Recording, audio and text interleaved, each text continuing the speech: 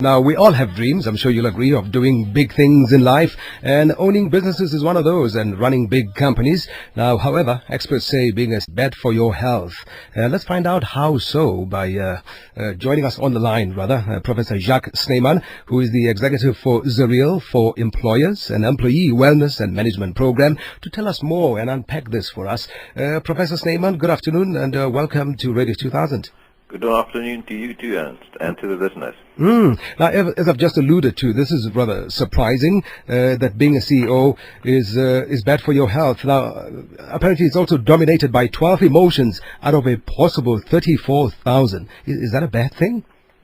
Well, I think you need to look at the personality who drives and become a CEO. You look at your A type of personality, it's drive, it's aggression, because that makes a CEO. Otherwise, how do you get to that particular position? If you look at the emotions, it's very closely linked to that. But also, when it go off rails, it's also very similar. Not achieving that goal, chasing a goal that's sort of elusive, and so forth, also then creates a lot of tensions within that individual, creating tension, which leads to anxiety to depression, to burnout. So, the entire spectrum of things in patients or people who are very hard-driven, goal-orientated. If there's someone that said, well, it's just another job, the anxiety would be less. Now, if your CEO falls over, that means it impacts your middle-level management as well.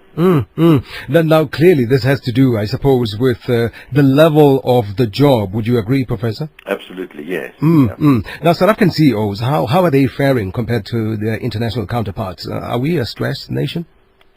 Well, South Africans are genetically selected to be achievers and drivers and to get out on the top. And so, yes, I think we breed a group of CEOs that will drive hard as they can, and therefore it leads to increased stress levels, achieving targets, setting high goals for themselves, setting high goals for their companies. And we can look at our own stock exchange, the companies listed, and you look at their CEOs and look at the performances coming out, even in very bad times. The performances are very good. So how do you get good performance in bad times? It means that you work harder and you make the people under you work harder, and by doing that you carry a lot of stress.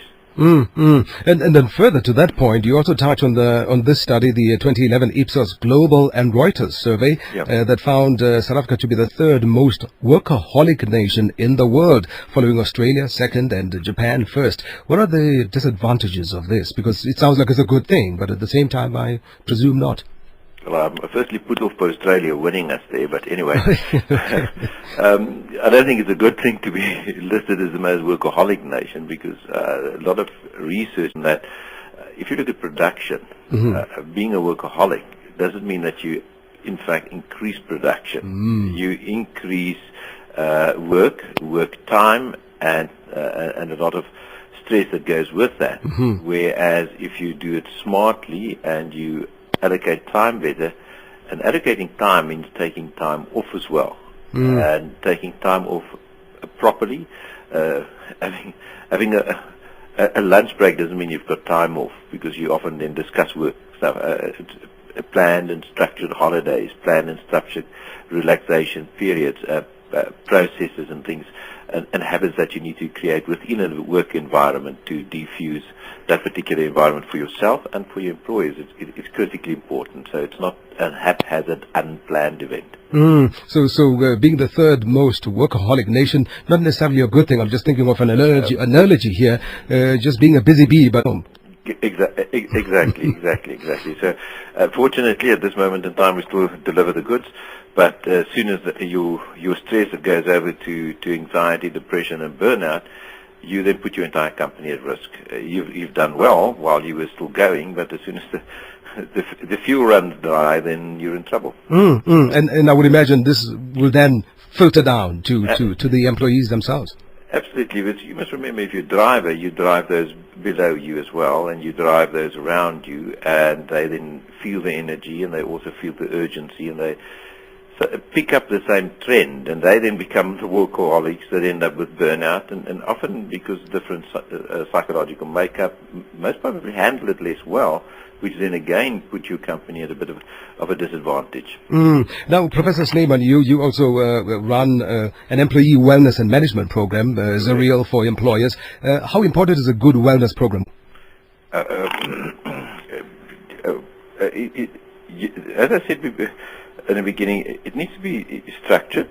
There needs to be risk assessment of the entire company. There needs to be risk assessment of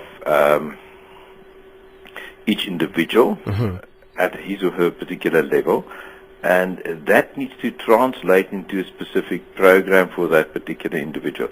Now, fortunately, most people live healthy lifestyles. They do what they're supposed to do correctly, and they do their work planning and leisure planning correctly. So for those people, you don't need big interventions but to sort of nudge them in the correct direction. The aim is to identify those who cannot do this themselves, who are on the verge of burnout, who because of other environmental stresses, whether it be factors in the household or anything, cannot cope with what the workers also put on the plate at that particular point. You need to identify them early, have then a program for them to make sure that they can cope, that they can actually deliver what you want from them as an employee, because also not being able to deliver affects you as a human being, how you relate to others, etc. And almost as you talked about the Japanese, it's a disgrace not to be able to perform or not to have a specific job or not to have a certain output. Now, in South Africa, a bit of a different culture. However, people still experience the same emotions. Now, I'm sure, Professor Snyman, you'll agree that wellness programs come at a cost to company. I'm not suggesting to put you out of business, but what are other solutions out there? Well, I think the human resources department within any company has got a very important role to play. They usually seen as a sort of more benign arm of the company than the CEO, and therefore employ to them first. And so they are there to identify risk early. You can get risk of people taking frequent sick leave, but you can also have the risk of people being there whilst they are sick. That is often also a risk to a company. Typically, a workaholic will not take sick leave if they can function somehow, although that's the first signal that there's something wrong. So someone needs to take action and make sure that full recovery before you're back to work and things like that. So HR plays an important role. The attitude of the line managers, being trained and understanding processes that will lead to a person doing better, being motivated, but at the same time make sure that the environment in which they have to work is optimized for that particular workplace. So you can't have the same for, say, a mining environment and for an office environment, but you need within that particular environment. Absolutely. Yeah. Just before we let you go, Professor Snyman, your employees, or Zerial for Employers, I mean to say your company, your website and contact details? Just Zerial for Employers. As you said, you can just search and it's zerialforemployers.com. Okay. Yeah. All right, Professor Snyman, thank you so much for your insights and your time. 100%. Thank you then. Bye. Okay. That's the executive for Zerial for Employers, an employee wellness and management program, Professor Jacques Snyman.